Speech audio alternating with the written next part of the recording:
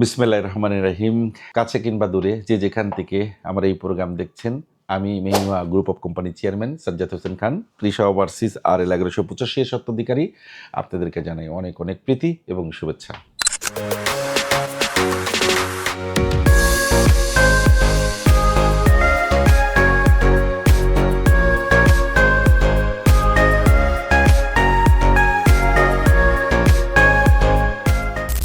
সময়ের সাথে আগামীর পথে সবসময় থাকি আমার প্রিয় মুখ বিদেশগামী প্রবাসী ভাই বোনদের সাথে।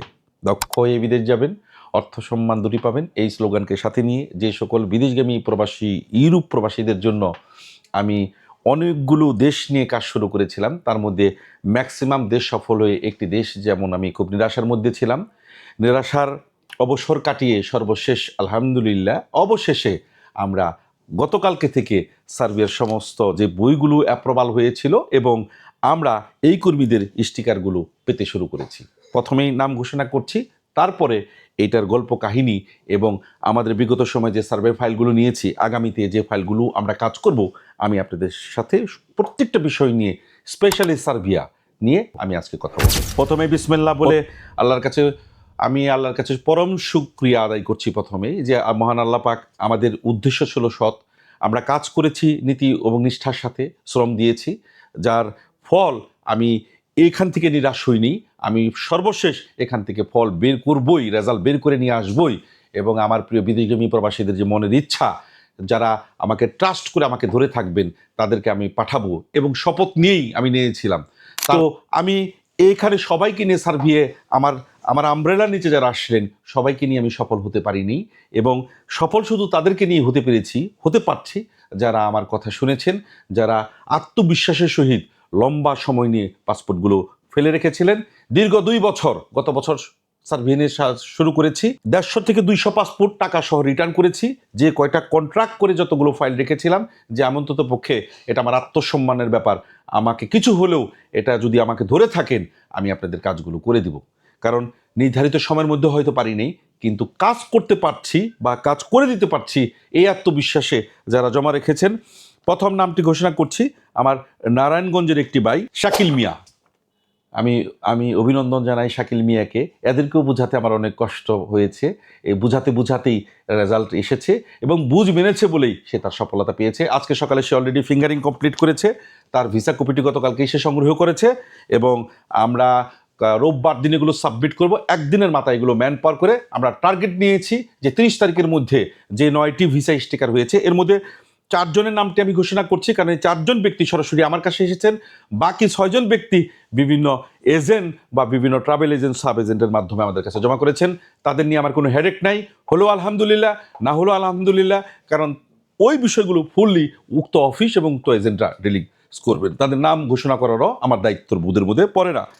এবং আমি শুধুমাত্র আমাকে বিলিভ করতেন, যারা আমাকে বিলিভ করে সরাসরি আমার কাছে এসে জমা করেছেন, সেই ব্যক্তিদের নামগুলো ঘোষণা করছি। আরেকটি ভাই MD সোহেল, এই যে আমাদের দাঁড়িয়েওয়ালা ভদ্রলোক সোহেল, ঢাকা সাভারের সোহেল ভাই, হ্যাঁ, এটাও মনে হয় যেন অস্থির হয়ে যায়। কতবার আমার কাছে এসেছে, বস হয় না, যাবো না, পারিবারিক প্রবলেম, ব্যক্তিগত প্রবলেমের যেন শেষ নাই। কর্মীদের তো বুঝিয়ে এই সফলতাটা পেয়েছি। ঢাকা সাভারের আরেকটি ভাই স্টিকার পেলেন। আরেকটি ভাইয়ের নাম ঘোষণা করছি, নজরুল ইসলাম। এই যে নজরুল ইসলাম, এই ভাইটি আমাদের গাজীপুরের গাজীপুর কাপাসিয়ার এই ভাইটিও আল্লাহর রহমতে আলহামদুলিল্লাহ তার ভিসা স্টিকারটি সফলভাবে সম্পন্ন হলো। এই ভাইটিও আজকে ফিঙ্গারিং সম্পন্ন করেছেন। আমার প্রত্যেকটি ভাই আমার কথা শুনেছেন, ট্রেনিং কমপ্লিট করেছেন। গতকালকে রাতে ভিসা ডেলিভারি পেয়েছি, সকালের মধ্যেই যার ফিঙ্গারিং ডান। রোববারের মধ্যে এগুলো ম্যান পাওয়ার জমা হবে, সোমবারের মধ্যে ইনশাল্লাহ আমরা এগুলো আশা করি সব মঙ্গলবারের মধ্যে যার ম্যান পাওয়ার করে 30 তারিখের মধ্যে ভিজুয়ালি খুশি নিয়ে, আনন্দ নিয়ে এইভাবে আপনাদের সামনে আসতে পারবো। কারণ আমার খুব বেশি আনন্দ লাগছে যে আমি আমার ওই আত্মসম্মানের জায়গাটা কাউকেই সার্ভে করতে পারবো না, আমরা শুধু বই নিয়েছি। এই যে একটা আমার উপর যে একটা অপবাদ, এই অপবাদটা উঠানোর আমার সর্বাত্মক চেষ্টা, যত অর্থ লেগেছে, পরপর 3 বার অর্থ নষ্ট করেছি। এবং আরেকটি ভাই MD সুমন মিয়া, নারায়ণগঞ্জের আরেকটি ভাই MD সুমন মিয়া, কত বোঝাতে হয়েছে এই ভাইদেরকে, বুঝিয়ে রেখে আজকে সফলতা নিয়ে এই সকল ভাইরা সার্ভিয়ার স্টিকারগুলো সফলভাবে পেলেন। এবং বিদেশগামী প্রবাসী এজেন্সির যারা প্রফেশনাল, যারা দীর্ঘদিন এই লাইনে প্রফেশনাল কাজ করছে। আমি সাজ্জাদ একদিনে তৈরি হইনি, আমাকে তৈরি হতে 26টা বছর লেগেছে।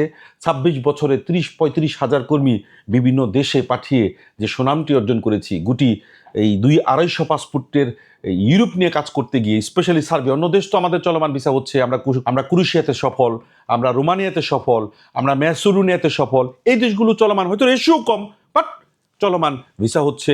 আমরা ভিজুয়ালি ম্যান পাওয়ার টিকিট দিয়ে কর্মীদের ফ্লাইট দেখাচ্ছি। জানি না আমার মতো ওইভাবে সবাই প্র্যাকটিক্যাল ফ্লাইটের সময় দেখায় কি না, কিন্তু ওয়ার পারমিট দিয়েছি, war permit not a visa, এবং ইউরোপের কোনো ভিসা গ্যারান্টি নেই, নির্ধারিত কোনো সময় নেই। এইগুলো মাথায় রেখে আমরা বিশেষ কিছু বিষয় নিয়ে আমি ভীষণভাবে ব্যথিত হয়েছি। কারণ প্রতারক বাটপার তাকে বলে যারা পাসপোর্ট নিয়ে ওয়ার পারমিট করবে না, যারা ফেক ডকুমেন্টারি দিবে, যারা আপনার মানুষের টাকা পয়সা নিয়ে আত্মসাৎ করবে। কিন্তু আপনাকে আমি ওয়ার পারমিট দিয়েছি, অনলাইন দিয়েছি, ইন্স্যুরেন্স করেছি, অ্যাটেস্টেশন করেছি, লয়ারকে টাকা দিয়েছি, ভেরিফাই করেছি। প্রত্যেকটা জিনিসের জন্য আপনাকে ইউরো গুনতে হয়, বাংলাদেশি টাকা নয়, এবং সেই ইউরোটি অল্প টাকার মধ্যে নয়। এত কিছু গোনার পরেও যখন 1 বছর 1.5 বছর চেষ্টা করার পর যখন সেই কাজটি হয় না, তখন যখন একজন কর্মী যখন উল্টো তাকে বাটপার বলে, যে এই ধরনের ল্যাঙ্গুয়েজ ইউজ করে একজন এজেন্সির মালিককে বলে, তখন আমার ভীষণ কষ্ট হয়। কারণ আমরা শত কর্মী প্রেরণ করছি মধ্যপ্রাচ্যের বাজারে, কোনো সাউন্ড নেই।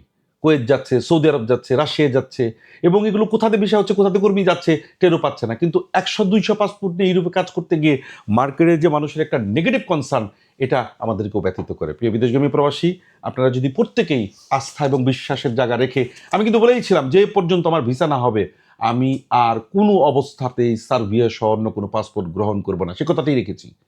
যেই দিন থেকে আমি ভিজুয়ালি আপনাদের সামনে ফ্লাইট দিব, ভিসা করব, ওই দিন থেকে আমি সার্ভে নিয়ে, এই কথাগুলো বলার অর্থ এই নয় যে আপনি আমার কাছে আসেন, নতুন করে আমরা আরও অনেক কাজ করব, অনেক কাজ করতে পেরেছি। যদি মনে হয় যে লম্বা সময় নিয়ে লেগে থাকলে আপনার ভিসাটি হবে, যদি মনে হয় যে আপনার ভিসা নাও হতে পারে, তাহলেই শুধুমাত্র ইউরোপের পাসপোর্ট জমা করবেন, নির্ধারিত কোনো সময় নেই।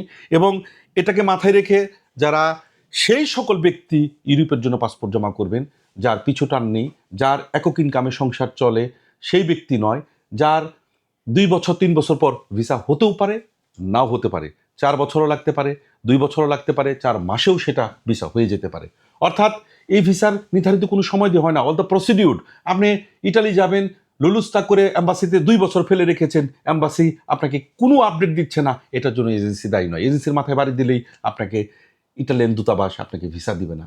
এই যে জ্ঞান, এই যে প্রসিডিউর, এই বিষয়গুলো যদি আপনার থাকে, তাহলেই শুধুমাত্র যারা কাজ করে, নিয়মিত কাজ করছে, তাদের কাছে পাসপোর্ট জমা করবেন।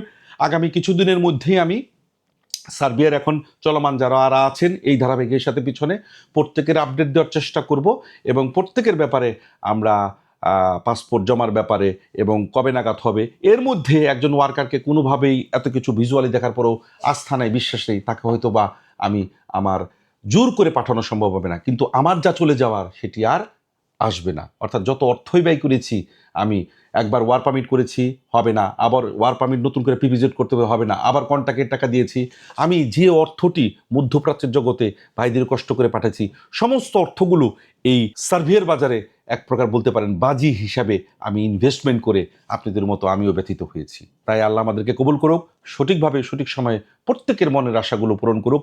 আমার এই লম্বা কথাগুলো যদি বুঝে থাকেন, তাহলে ইউরোপের জন্য অগ্রসর হবেন। যদি বুঝে না থাকেন, তাহলে অন্য অন্য দেশ যেখানে কোনো টেনশন নেই, মধ্যপ্রাচ্যের বাজার, রাশিয়া যাবেন, মঙ্গোলিয়া যাবেন, সৌদি আরব যাবেন, কুয়েত যাবেন, চোখ বুঝে যে কোনো এজেন্সি থেকে চলে যাবেন। এটাই ছিল আজকের সর্বশেষ তথ্য। সকলের জন্য আবার দোয়া ও ভালোবাসা রইল, এভাবেই যেন আপনাদের প্রত্যেকের মনের আশা এবং ইচ্ছেগুলো পূরণ করতে পারি। ধন্যবাদ।